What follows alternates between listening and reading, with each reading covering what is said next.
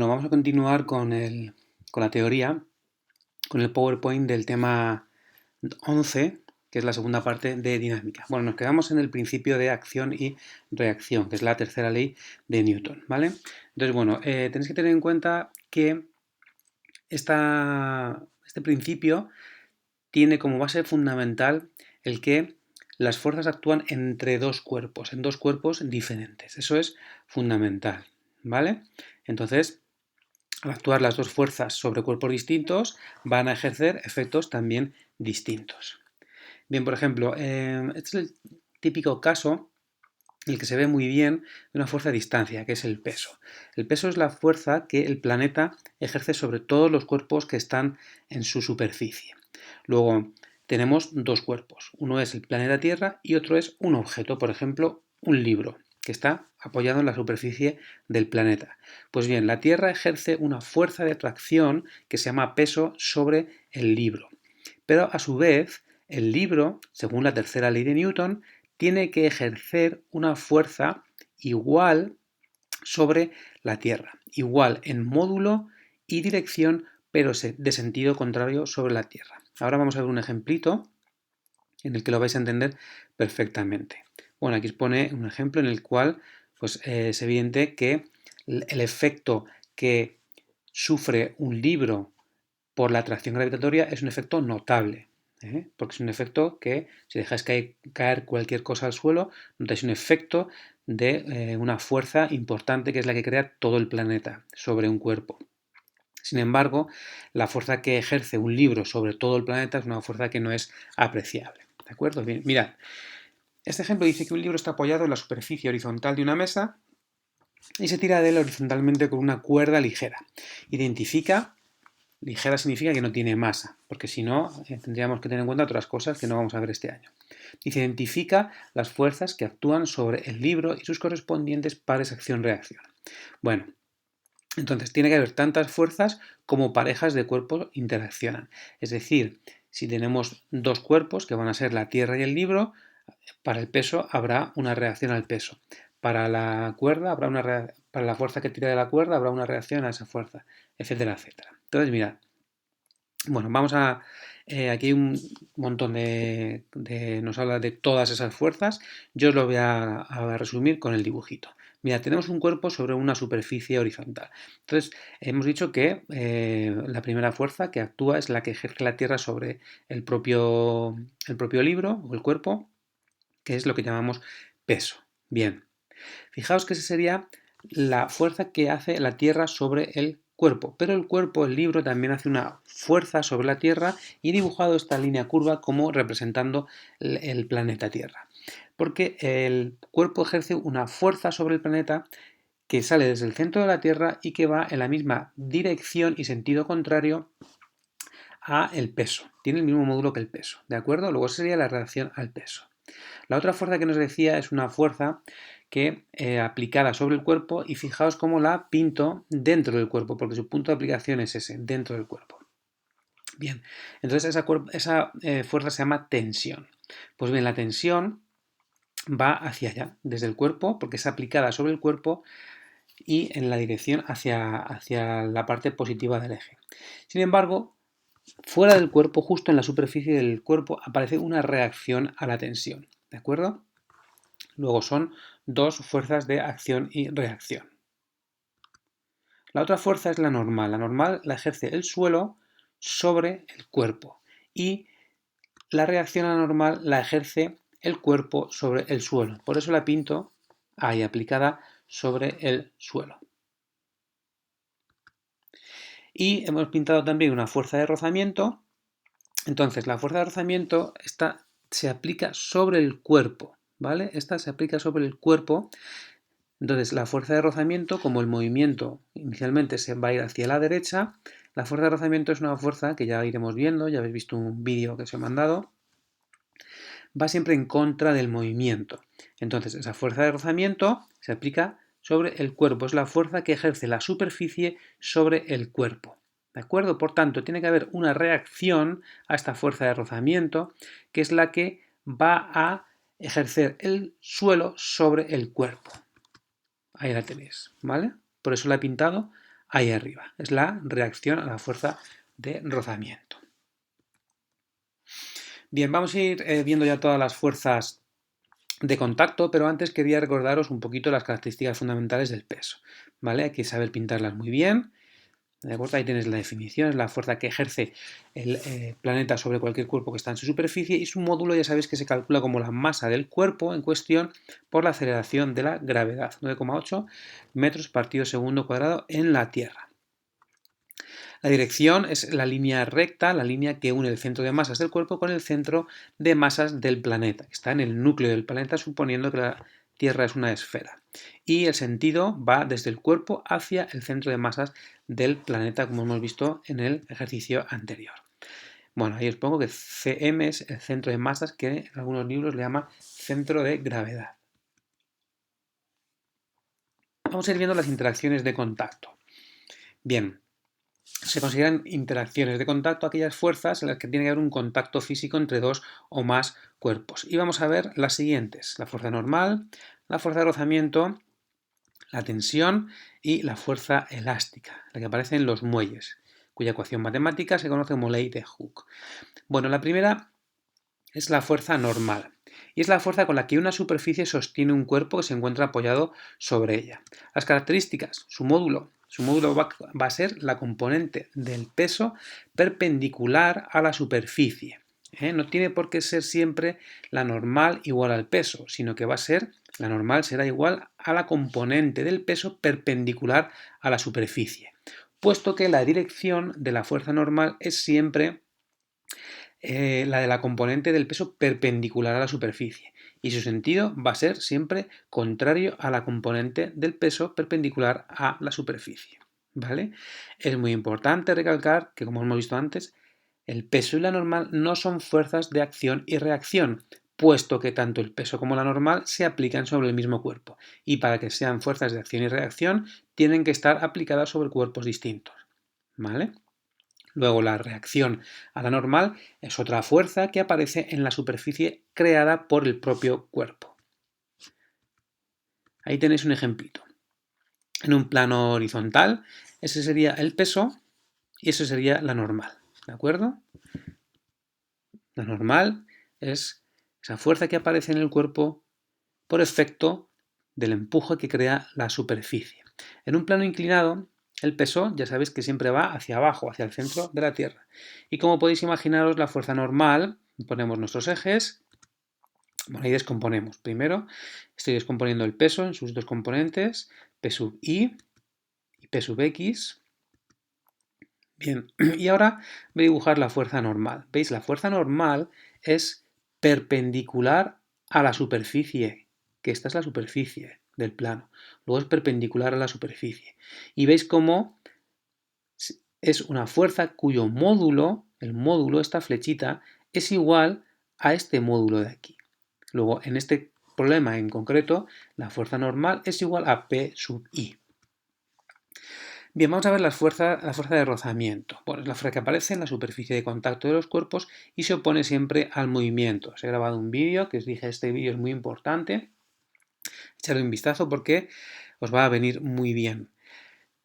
Bien, es la fuerza que aparece en la superficie por el contacto de los cuerpos oponiéndose siempre al movimiento del cuerpo que está tocando con la superficie. ¿De acuerdo? Bueno, esto lo digo porque cuando estamos estudiando la fuerza de rozamiento que ejerce una rueda sobre una superficie, podríamos pensar que si el coche se mueve hacia la derecha, el movimiento de la rueda es hacia la derecha, y eso no ocurre así. El movimiento de la rueda es hacia la izquierda, puesto que gira en este sentido. Si el coche se mueve hacia allá, la rueda va a girar en este sentido y en el punto más bajo, donde está el contacto con el suelo, se mueve hacia la izquierda y por tanto la fuerza de rozamiento va a ir hacia la derecha. Os he hecho un vídeo también con esos ejemplos de los problemas 18, 19 y 20 de la ficha, en el que se trata todo esto de las fuerzas de contacto. ¿De qué va a depender? Pues de la superficie de contacto, cuanto más rugosa mayor será el coeficiente de rozamiento y por tanto el rozamiento, y de la fuerza normal, ¿de acuerdo? Y de la fuerza normal. Entonces, la fuerza normal de reacción de la superficie sobre el objeto, ¿vale? Va a depender de esa fuerza normal, evidentemente, ya que Empíricamente, es decir, esto no es una ecuación obtenida matemáticamente, sino que empíricamente se sabe que la fuerza de rozamiento es igual, su módulo es mu por la normal, ¿de acuerdo? Lo vamos a ver a continuación. Bueno, hay dos tipos de fuerzas de rozamiento, una fuerza estática y una fuerza cinemática o dinámica, ¿de acuerdo? Entonces, ¿qué ocurre con esto? ¿Por qué hay una diferencia en las fuerzas de rozamiento? ¿Por qué las podemos diferenciar en dos tipos? Porque cuando yo, por ejemplo, estoy empujando un mueble para intentar moverlo, pero no consigo moverlo, está actuando una fuerza de rozamiento, que llamamos estática. Si no existiese, empezaría a moverse. Y en el momento, esto hace un poco resumen de todo esto, en el momento en el que el mueble empieza a moverse, pero me sigue costando moverlo, puesto que sigue habiendo una fuerza de rozamiento, esa fuerza de rozamiento se llama fuerza de rozamiento dinámica, que normalmente siempre es menor. Ahí tenéis el módulo de la fuerza de rozamiento, tanto estática como dinámica. Es mu, que es un coeficiente de rozamiento que va entre 0 y 1, y por la fuerza normal.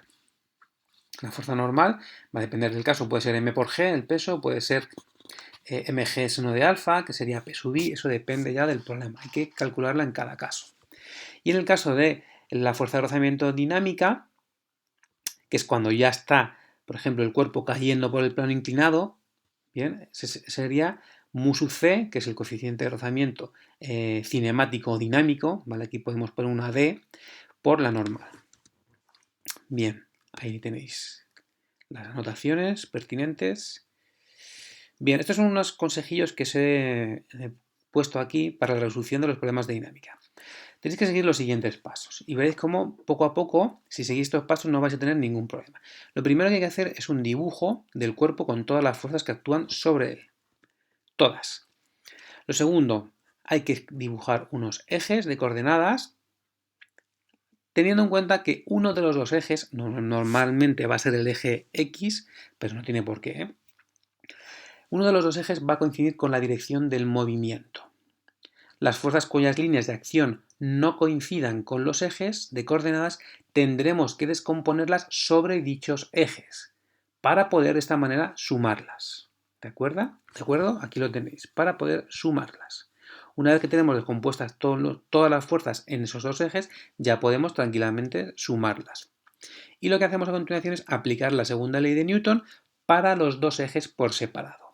Si hubiese un problema, que los va a haber, en el que aparece más de un cuerpo distinto, entonces tendremos que aplicar la segunda ley de Newton a cada cuerpo por separado y dentro de cada cuerpo por separado a los dos ejes por separado también. ¿De acuerdo? En el caso de que el cuerpo esté estático, esté parado, en la segunda ley de Newton no tendremos aceleración, este término se nos dará cero y podremos aplicar esta ecuación, ¿vale? No hay que aprenderse de memoria, simplemente hay que ver que cuando hay aceleración cero nos quedaría esa ecuación. Bueno, aquí tenéis un ejemplito de cómo obtener las fuerzas de rozamiento dinámico y estático, ¿vale? Entonces, bueno, no voy a darle más vueltas, le echéis un vistazo. Esto de aquí es la resolución de uno de los problemas de las hojas, que es encontrar la relación entre el coeficiente de rozamiento estático y el ángulo. Fijaos que cuanto mayor sea este ángulo, ¿vale?, más tendencia va a tener a caer el cuerpo.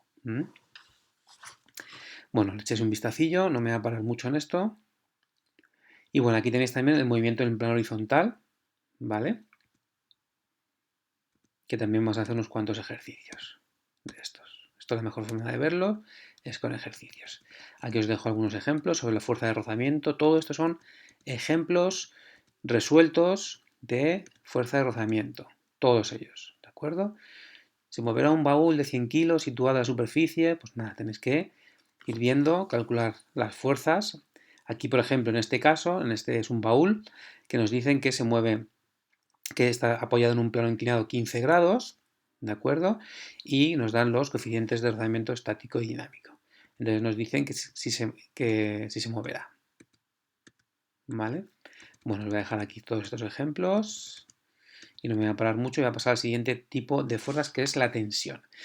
Bueno, la tensión es una fuerza que aparece cuando tenemos dos cuerpos unidos a través de una cuerda o de un cable. ¿De acuerdo? Bueno, esto ya lo he aplicado en el vídeo ese de la pizarrita, que era tan importante. Entonces, normalmente los problemas van a tener siempre dos cuerpos unidos por una cuerda y generalmente que va a pasar por la garganta de una polea. O a lo mejor dos cuerpos unidos por una cuerda que están en un plano inclinado o un plano inclinado con una polea en una de sus esquinas, de sus vértices. Bueno, entonces, siempre que resolvamos los ejercicios de poleas, vamos a tener dos cuerpos, en el 99% de los casos. Lo que os decía, tendréis que aplicar la segunda ley de Newton por separado a este cuerpo y luego a este, teniendo en cuenta los ejes. El movimiento de este cuerpo será en el eje X, ¿de acuerdo? Imaginaos que esto se va a mover hacia allá, bueno, es lo lógico, ¿no? Sería un poco absurdo que se moviese hacia la izquierda. Entonces, esto lógicamente se va a mover hacia allá. Entonces, fijaos, si no hubiese rozamiento, aquí aplicaríamos la segunda ley de Newton como T, es la única fuerza que va hacia la derecha, T igual a m por a. Y la a positiva, porque la aceleración va hacia la derecha. Y la m tiene que ser la masa de ese cuerpo, de este cuerpo de aquí. Y en este de aquí, fijaos que el movimiento es en el eje Y. Entonces, fijaos, la fuerza positiva es la tensión que va hacia arriba. Y la negativa es el peso, P sub 2. Luego aquí en este caso, bueno, y fijaos que la aceleración va hacia abajo. Luego es negativa también. Luego en este caso, la segunda ley de Newton la aplicaríais como menos P sub 2 más T igual a M por menos A. ¿De acuerdo? Bueno, aquí tenéis unas recomendaciones y un ejemplito. ¿Vale? No me voy a parar mucho. Como os voy a resolver algunos ejemplitos de poleas con la pizarrita, que es como mejor se ve, porque aquí es un poco más difícil de ver, los vais haciendo poquito a poco estos, los tenéis como un apoyo, una ayuda a la ficha que os he puesto, pero vais a ver que son todos muy parecidos, ¿vale? Este, ¿veis? Es el ejemplo que os decía antes de tener un plano inclinado y una polea. Entonces, aquí sí que pueden pasar las dos cosas, ¿eh? Aquí puede girar hacia la derecha o puede girar hacia la izquierda. Entonces aquí os dice, se moverá el sistema de la figura y en caso de que se mueva, ¿hacia qué lado? ¿Vale? Entonces, bueno, tenéis que calcular la aceleración es la misma para los dos cuerpos, entonces vosotros tenéis que calcular la aceleración y si la aceleración sale negativa, entonces esto se mueve hacia abajo, ¿vale? Para este cuerpo. Y si sale positiva para este cuerpo es que se mueve hacia allí, hacia la derecha, hacia arriba. Os lo dejo para que lo echéis un vistacito, lo terminéis y lo hagáis. Y luego vamos a ver la fuerza elástica. Bueno, la fuerza elástica ya sabéis que es la fuerza que ejerce un muelle, la fuerza de retroceso que ejerce un muelle cuando lo estiramos. ¿De acuerdo? Esto mucho cuidado porque tenemos la tendencia a pensar que la fuerza elástica es la fuerza con la que tiramos de un muelle. Y eso no es verdad. La fuerza elástica es la fuerza que hace el muelle una vez que lo hemos estirado para volver a su posición original. Por eso, y de ahí el signo negativo, porque es una fuerza recuperadora siempre, el signo negativo de la ley de Hooke. La expresión matemática dice que la fuerza elástica o recuperadora de un muelle es igual a menos la constante elástica del muelle K por el alargamiento del muelle. ¿Vale? Aquí tenéis, este sería el alargamiento desde este punto, desde aquí hasta aquí. Delta de R, que sería la posición final, a ver si se mueve el cursor, esta posición de aquí menos esa posición de ahí. Y la constante elástica depende del muelle, ¿de acuerdo? Si el muelle es muy grueso, la constante elástica será muy grande. Si el muelle es un muelle muy liviano, de estos, por ejemplo, finito de los de un bolígrafo, esa constante elástica será una constante elástica pequeña. Bueno, ahí lo tenéis y poco más, ¿eh? Bueno, muchas veces lo que nos van a pedir simplemente es el módulo, ¿vale? El módulo de la fuerza. Pero bueno, si tenemos que poner un signo y nos sale negativo, pues lo pondremos negativo. Y aquí os pongo un ejercicio sencillito de la ley de Hooke también para que lo tengáis. Bueno, y hasta aquí, hasta la ley de Hooke, este vídeo de este segundo vídeo del PowerPoint, que es toda la teoría. Yo sé que esto es un peñazo y yo soy el primero al que no me gusta tener que hacer estos vídeos del PowerPoint, pero no está de más que os lo veáis. Que veo muy poquitas visualizaciones en YouTube en los PowerPoint. Venga, hasta el próximo vídeo.